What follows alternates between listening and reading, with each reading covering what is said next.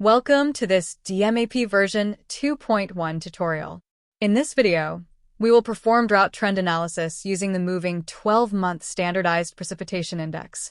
In the Drought Indices tab, SPI is selected and the timescale is changed from yearly to monthly.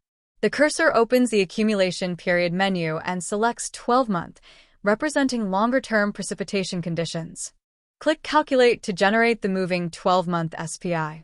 When processing reaches 100%, confirm the index calculated message. DMAP displays the monthly SPI values for Ames from 1980 through 2025. Trend analysis helps determine whether drought conditions are becoming more severe, less severe, or remaining statistically unchanged over time. By evaluating trend direction, magnitude, and significance, researchers can distinguish persistent climatic changes from short-term variability and support drought monitoring, agricultural risk assessment, and long-term water resource planning.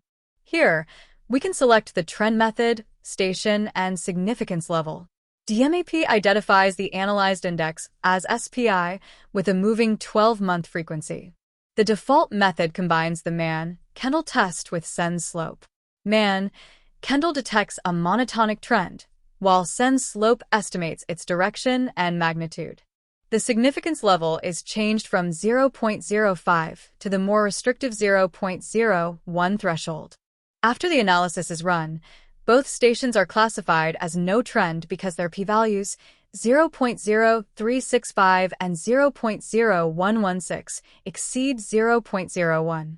The significance level is returned to 0.05 and run analysis is clicked again.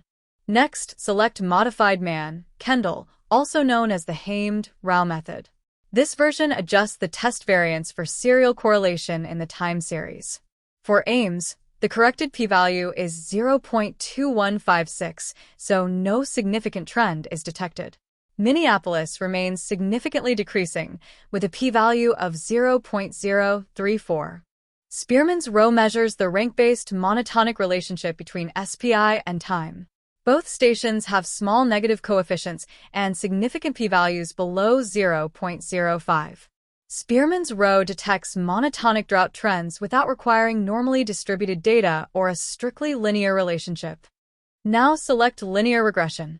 DMAP reports the slope, intercept, R-squared value, p-value, trend classification, and statistical significance. Linear regression quantifies the rate and direction of drought change and shows how well a linear trend explains the variability. ITA divides the series into two equal halves, sorts each half, and plots the second half values against the corresponding first half values. The red diagonal is the one-to-one reference line. Points above it indicate higher values in the second half, while points below it indicate lower values. For Ames ordinary Mann-Kendall detects a decreasing SPI trend at 5%, with a p-value of 0.0365 and a negative Sen slope, but it is not significant at 1%. Spearman also indicates a weak decreasing monotonic trend. However, modified Mann-Kendall removes significance after correcting for serial correlation. Linear regression explains almost none of the variability, and ITA also reports no trend. Overall, evidence of drying in Ames is weak and method-dependent. Use Export to Excel to save the complete trend analysis output in a structured workbook. DMAP creates separate worksheets for chart data, statistics, and chart.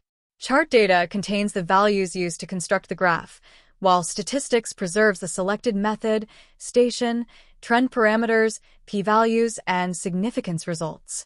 The embedded chart remains editable, allowing you to modify titles, axes, colors, and formatting. This export simplifies result verification, station comparison, data archiving, and preparation of tables and figures for reports, presentations, and scientific publications. Thank you for watching. Please like the video and subscribe for more DMAP tutorials explaining drought analyses and how to interpret their results.